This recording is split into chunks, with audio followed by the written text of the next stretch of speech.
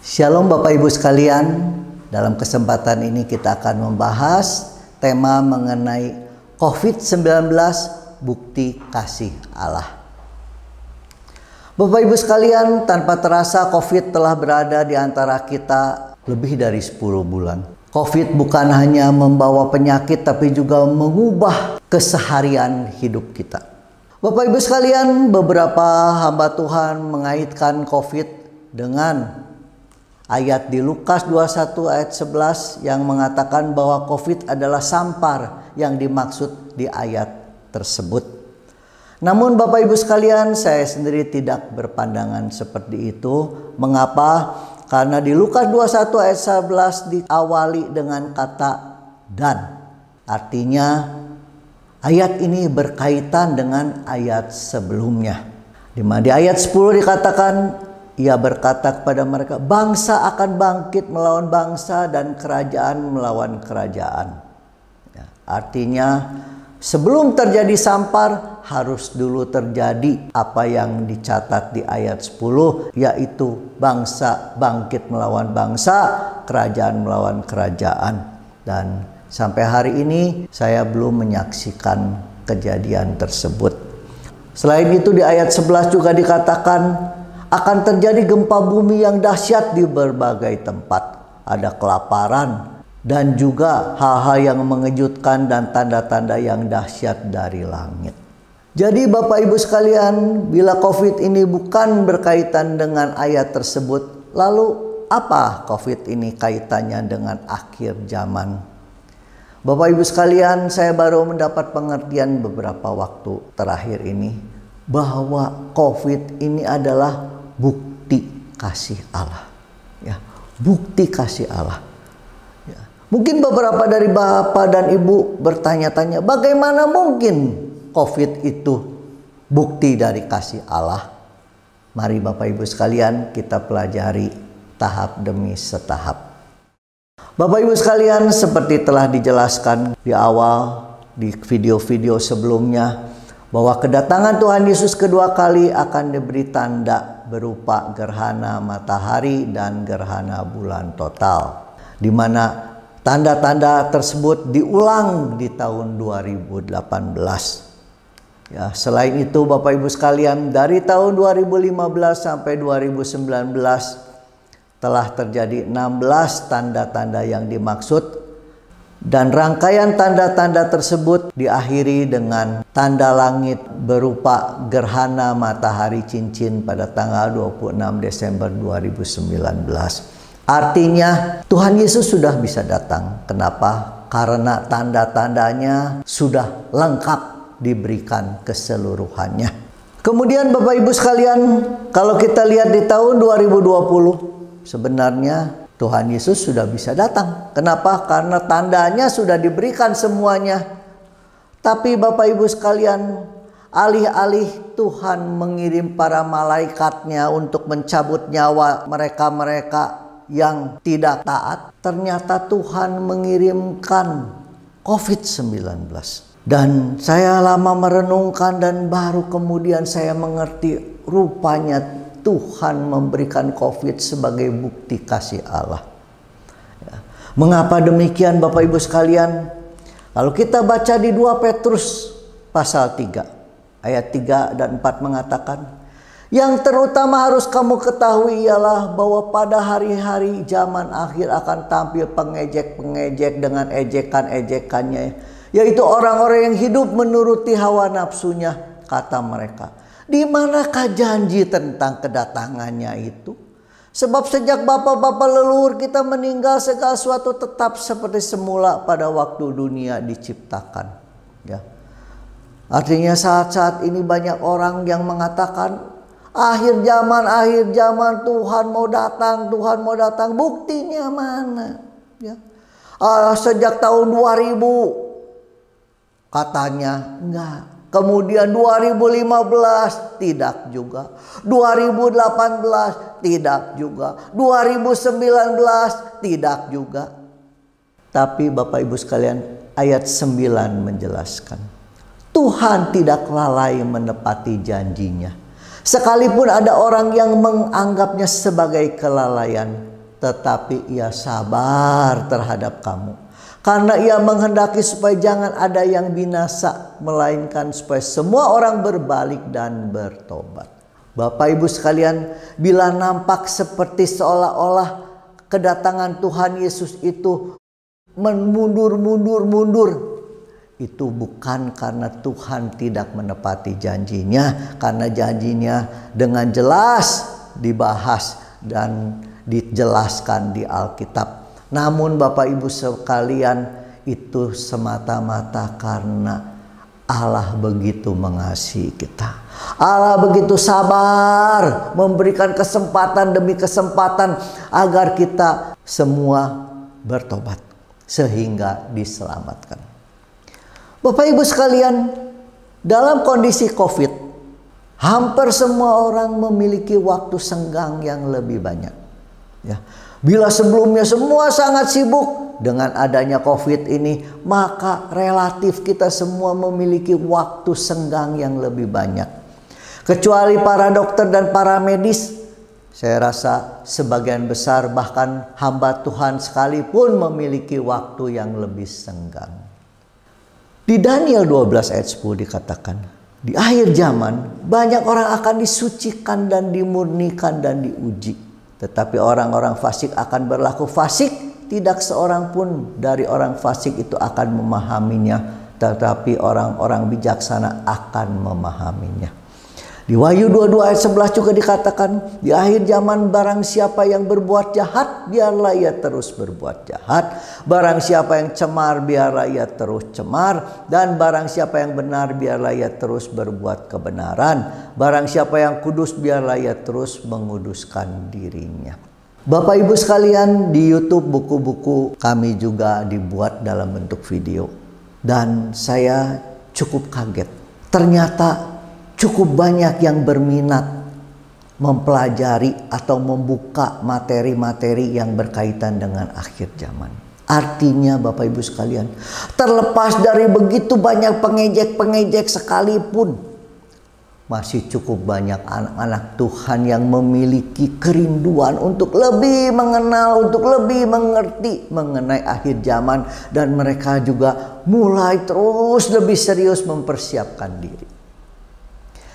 Beberapa waktu yang lalu saya membaca berita bahwa Netflix, yaitu provider yang menyediakan film-film berbayar, meningkat luar biasa. Tidak hanya di Indonesia, bahkan di luar negeri. Namun Bapak Ibu sekalian, beberapa waktu kemudian saya juga membaca berita bahwa kenaikan pelanggan-pelanggan Netflix itu tidak ada artinya dibandingkan dengan kenaikan mereka yang berlangganan video-video porno. Artinya apa Bapak Ibu sekalian? Kita bisa melihat bahwa seperti yang dijelaskan oleh ayat-ayat sebelumnya, mereka yang cemar akan makin cemar. Mereka yang hidupnya keduniawian makin terjebak atau makin tenggelam dalam dosa. Karena itu Bapak Ibu sekalian, kita perlu mengerti bahwa ini adalah kesempatan terakhir yang Tuhan berikan kepada kita, agar kita meninggalkan kehidupan kita dalam dosa, agar kita meninggalkan kebiasaan-kebiasaan yang buruk, nonton film video porno, berzina, berselingkuh, makan obat-obat terlarang, berjudi, melakukan kekerasan rumah tangga, dan dosa-dosa yang lainnya. Mari kita hidup dalam Allah. Urus keluarga kita dengan baik.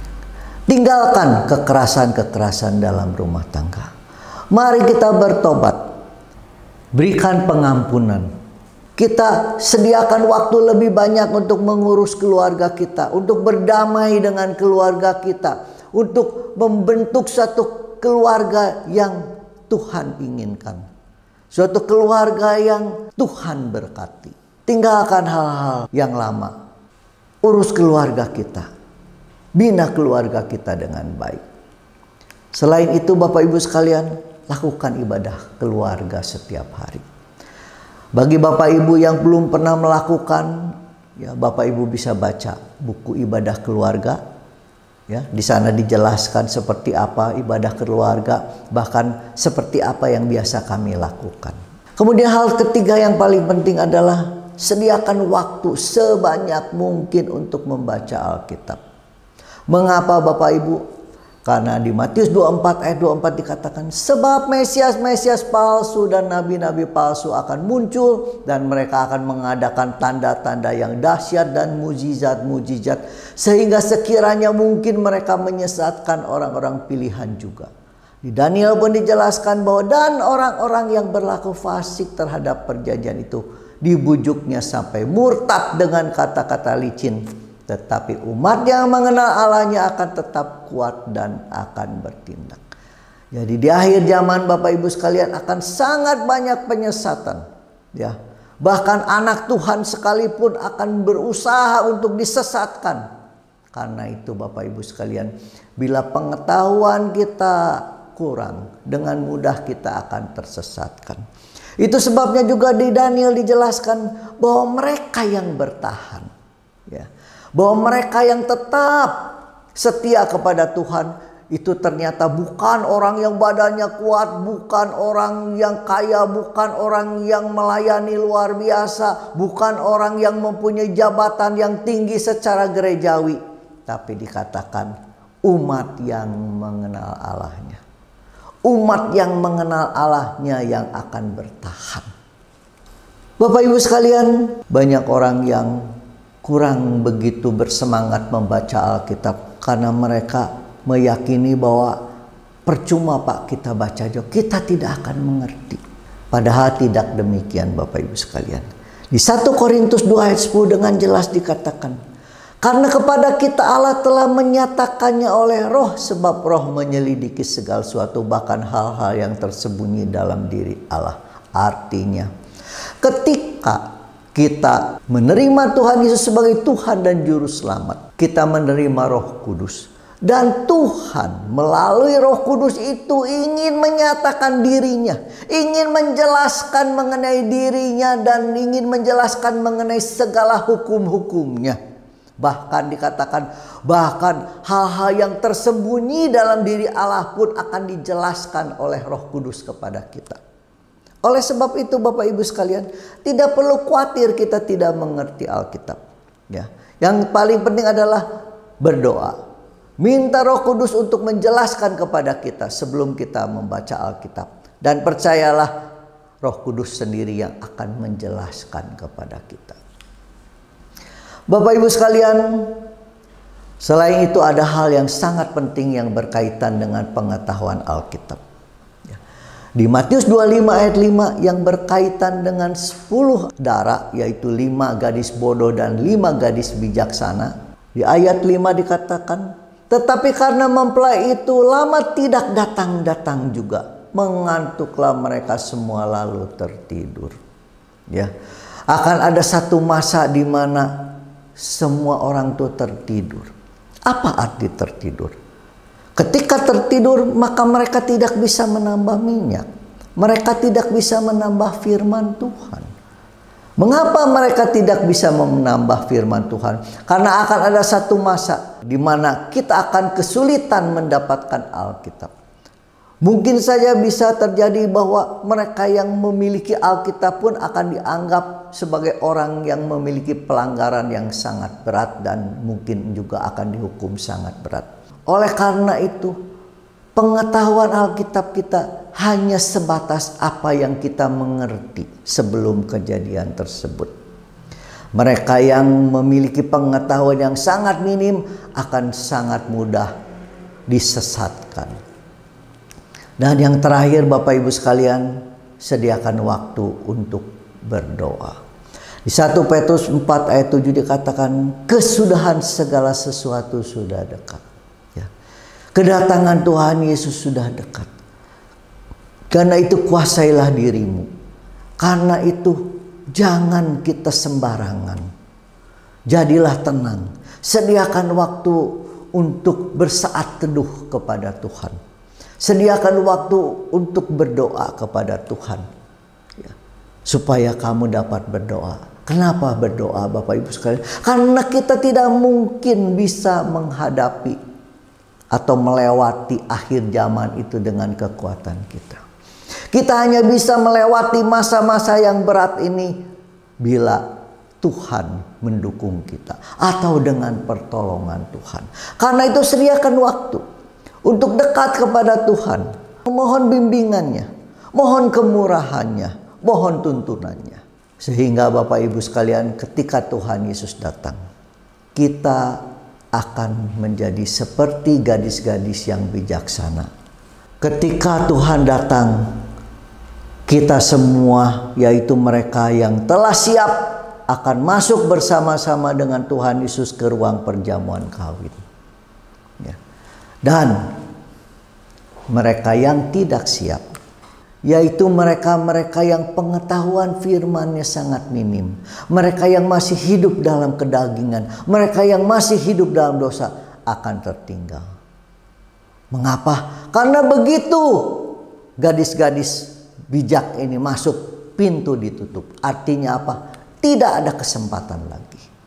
Karena itu Bapak Ibu sekalian, di sisa waktu yang pendek ini, mari gunakan dengan sebijaksana mungkin. Persiapkan diri menyambut kedatangannya. Amin.